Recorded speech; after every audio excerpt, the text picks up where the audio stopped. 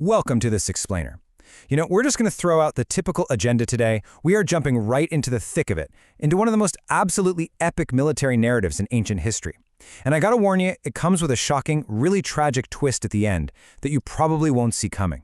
We're looking closely at Gideon's ministries, specifically from the texts of Judges chapters 7 and 8.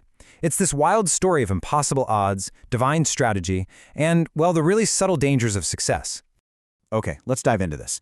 Picture this setup. You've got 32,000 Israelite soldiers, and they are staring down a staggering 135,000 Midianites. The source material literally describes the enemy and their allies from the east as lying in the valley as numerous as locusts. It says their camels were as countless as the sand on the seashore. It is an absolutely terrifying scale, and naturally the Israelites were just massively, heavily outmatched. But here is where the story gets kinda wild. Facing those literal impossible odds, God looks at Gideon's 32,000 men and essentially says, "You have too many," right? Just pause and think about that for a second. Why did God say 32,000 soldiers were too many? It's a total paradox.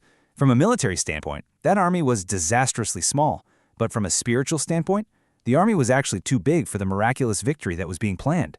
The answer here is actually pretty profound. The text says, "Lest Israel claim glory for itself against me, saying, 'My own hand has saved me.'" You see, the source text really hammers home that self-sufficiency is the ultimate enemy of faith. If Israel won with 32,000 men against 135,000, they'd still find some way to pat themselves on the back and take the credit, right? God deliberately uses human weakness. He intentionally strips away their resources so that the glory unmistakably 100% belongs to him alone. So how exactly do you downsize an army? Well, God uses this highly unconventional two-step selection process. Step 1, he just tells anyone who is fearful and afraid to pack up and go home. Because fear reveals a heart that's focused on the enemy, not on God's promises. And let's face it, fearful soldiers just spread panic. So just like that, boom, 22,000 men leave. Step 2 is this water lapping test for the remaining 10,000. God tells Gideon, watch how the men drink from the water. Those who carelessly drop to their knees and bury their faces in the water, sent home. But the ones who cup water with their hands, bringing it up to their mouths while keeping an eye out, they pass. This showed the exact level of spiritual alertness and readiness that God required. And that brings us to this honestly shocking final number, 300. The army was visually, systematically just stripped away. They went from 32,000 down to 10,000, and finally, literally down to just these 300 alert men. 300 guys going up against 135,000. That is a ratio of 1 to 450. Conventional military logic? Completely out the window. Now, naturally, Gideon is still struggling with some serious fear. So the night before the battle, God graciously tells him, hey, sneak down to the enemy camp with your servant Purah and just listen in.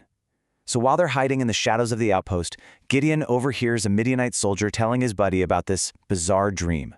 He dreamt that a poor man's barley loaf tumbled into the Midianite camp, smacked into a tent, and completely overturned the whole thing. And his companion immediately interprets this cheap, common barley loaf, as the sword of Gideon, flat out declaring that God has delivered Midian into his hand. Now, what's really interesting about this slide is the big question it raises. What does Gideon's reaction to the dream actually teach us? Actually, wait, put yourself in Gideon's shoes for a second. You are outnumbered 450 to 1, you are absolutely terrified, and you just heard the enemy basically prophesying their own defeat, all because of a rolling loaf of bread. So what do you do next? Well, Gideon chose worship over worry. The text tells us that the very moment he heard the dream and its interpretation, he just bowed down and worshiped. He didn't sprint back to camp to draw battle plans right away. No, he paused to acknowledge God's greatness. And this brilliantly illustrates that true worship begins when a human heart finally turns its focus away from frightening, seemingly impossible circumstances and just locks on to God's ultimate sovereignty. So, strengthened and ready to go, Gideon heads back to his 300 men. He divides them into 3 companies of 100, and he hands out their weapons, trumpets, empty pitchers, and hidden torches inside those pitchers. These are completely bizarre, totally non-lethal items. There is literally not a single sword mentioned here for the initial assault. The tension is incredibly high. They are walking right into battle against 135,000 heavily armed warriors, holding nothing but clay pots, horns, and fire. Let's break down how this midnight ambush actually played out. Gideon perfectly times the attack for the beginning of the middle watch, right after the guards changed and were just settling in. At his signal, all 300 men simultaneously blow their trumpets. Then, smash! They break the empty pitchers, instantly revealing 300 blazing torches in the pitch black of night. Finally, they shout their battle cry from every single side of the camp. The chronological sequence here was just flawlessly designed to trigger absolute, disorienting chaos in the valley below. And their battle cry echoes through the night. The sword of the Lord and of Gideon. The climax of this battle is simply stunning. The 300 men literally just stand there in their places around the camp. They don't even charge. The Midianite army is so completely panicked by this sudden noise, the crashing clay, and this terrifying ring of fire, that God sets every man's sword against his own companion. They turn on each other in the dark and completely rout themselves, just fleeing the valley. This proves, beyond a shadow of a doubt, that true success depends entirely on God's power, not human resources. But, the story doesn't just neatly end with the enemy running away. The aftermath brings its very own set of challenges. Bringing up a great question. How do you handle angry allies after a massive victory? See, Gideon calls in the men of Ephraim to cut off the retreating Midianites at the watering places, which, to their credit, they do successfully. But instead of celebrating, the Ephraimites aggressively reprimand Gideon. Why? Because he didn't call them to fight from the very beginning. They felt deeply insulted and totally left out of the glory. Gideon handles this with some seriously brilliant diplomacy, demonstrating that humility promotes peace. He doesn't puff out his chest about his 300 men or his genius midnight tactics. Instead, he highlights the Ephraimites' achievements. He specifically points out that God delivered 2 major Midianite princes, Oreb and Zeb, into their hands. He basically asks them, hey, what was I able to do in comparison with you guys? The source notes that while pride aggressively seeks recognition, praising others gracefully subsides anger. However, not everybody was so helpful. As Gideon and his 300 men crossed the Jordan, completely exhausted but still in faithful pursuit of the remaining Midianite kings, they asked the Israelite cities of Sukkoth and Penuel for just some loaves of bread, but the leaders of these cities flat out refuse. It is a really stark contrast, faithful pursuit versus fearful refusal. Sukkoth and Penuel trusted their earthly fears, fearing retaliation if Gideon ended up failing, over God's explicit promises of victory. Well, Gideon eventually captures those kings and severely punishes those unfaithful cities. And following this massive, sweeping victory, the Israelites come to Gideon with a huge request. They want him to establish a hereditary monarchy. They say, "Rule over us, both you and your son and your grandson also." But Gideon rightly and boldly refuses the crown. He declares, "I will not rule over you, the Lord shall rule over you." He recognized that God alone was their true king. And up to this point, Gideon is tracking perfectly. So, the crucial point is what happens next, and honestly, it marks a tragic turning point in our explainer today. While Gideon refused a political crown, he did make one request. He asked each of his men to give him the gold earrings from their plunder. The total weight? 1,700 shekels of gold. That is an absolutely enormous amount of wealth, just consolidated into Gideon's hands in a single moment. So what does he do with all this gold? He melts it down and makes an ephod, placing it in his home city of Ophrah.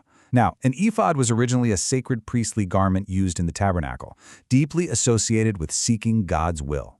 The commentary notes that Gideon likely crafted this with totally honorable intentions, maybe to commemorate the great victory, or to seek God's guidance locally without having to travel. But here's the thing, even really good intentions can become incredibly dangerous when they step outside of proper design. This golden ephod quickly morphed into a golden snare. The text says that all Israel played the harlot with it there.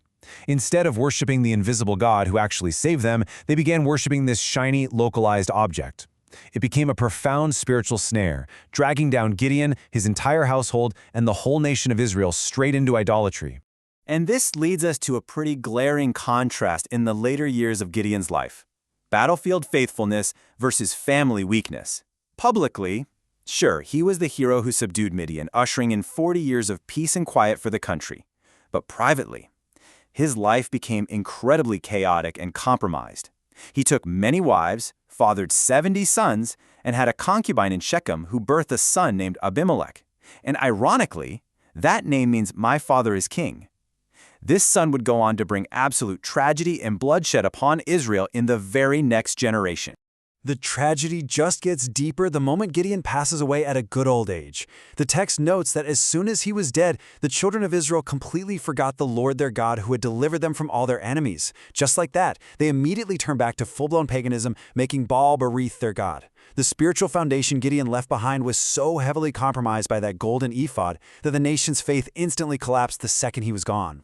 Which leaves us with this final, honestly provocative thought from the source text. Spiritual victories do not eliminate the need for continual vigilance.